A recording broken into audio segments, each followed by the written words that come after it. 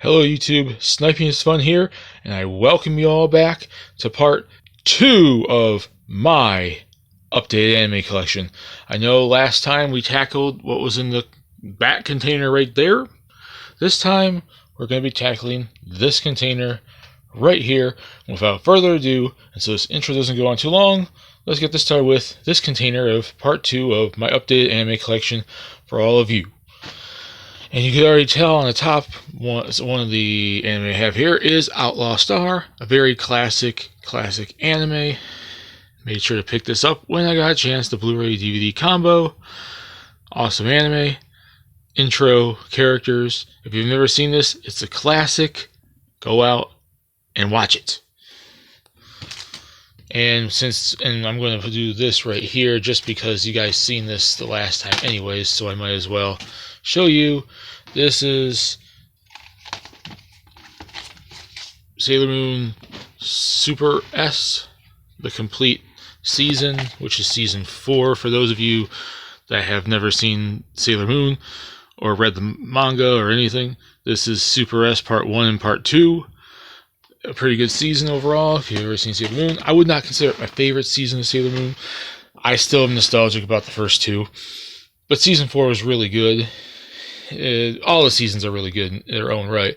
But it's the season about like the unicorn and the magic, and it focuses on Chibiusa and blah blah blah blah. Which really, most of the seasons, season 2 onward, besides Sailor Stars, focus on Chibiusa anyway. So there you go. It is a good series, good season. And I got to get both of them once Viz released them. We have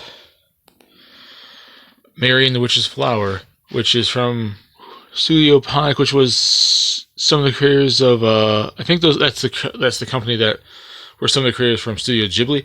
This is a really good movie, and I really looked forward to when this was coming out. I like it a lot. It has nice art, good music, and story and whatnot. If you like something like Kiki's Delivery Service and a lot of Studio Ghibli movies, I would strongly recommend you guys watch this. It was a pretty damn good movie, and I liked it a lot, and I'm looking more forward to stuff from Studio Ponic.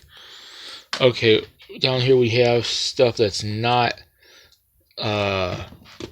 anime, so I'll move those to the side. I don't know how this got inside my container. We have the original Speed Racer from the 60s. I grew up on this anime. This was one of the first anime I ever got into alongside Sailor Moon and Dragon Ball Z back during Cartoon Network, Toonami and whatnot in the 90s. This is a classic. I made sure to get this when I got a chance from Best Buy like a year or so ago. It's the complete series. And it's the classic cheesy dubbing that you've pretty much come to know and love from Speed Racer. Ooh, oh, like that. Like all the shots and everything. I like it a lot. Classic. We got here from Studio Ghibli, My Neighbor the Amaz. This is a classic movie. I didn't see it until only about 2 years ago or so. It's just a story about this family. That's all this is about. It's just a random family's life. A brother, sister, the parents, the grandmother. It's just the wackiness of a family, which is probably the least interesting, I put those in quotations, of a Ghibli movie, but it's a pretty fun ride, and just seeing the family interact with each other. This was a good movie, a good watch. And the last one on this side would be a Ninja Scroll. Now that is a classic, and it's all shiny and everything. Watch this. If you haven't seen this yet, that's some nice art in the back too. If you've never seen that, it is a very dark, bloody movie. It's a classic from, I think, 90... What the heck did this come out? 93. I remember watching this before I think I got it. Or around the time I got it. I didn't really watch my version on DVD. But I watched it on Hulu. My God. It was a good movie. It really was. And what you've heard about it is probably true. It's in the same camp as something like Akira. And I did like it. Crap. Nope. Okay, I was about to fall over. Give me a second. Perfect. Sailor Moon. Outlaw Star. Okay. Then, another Sailor Moon thing I have here.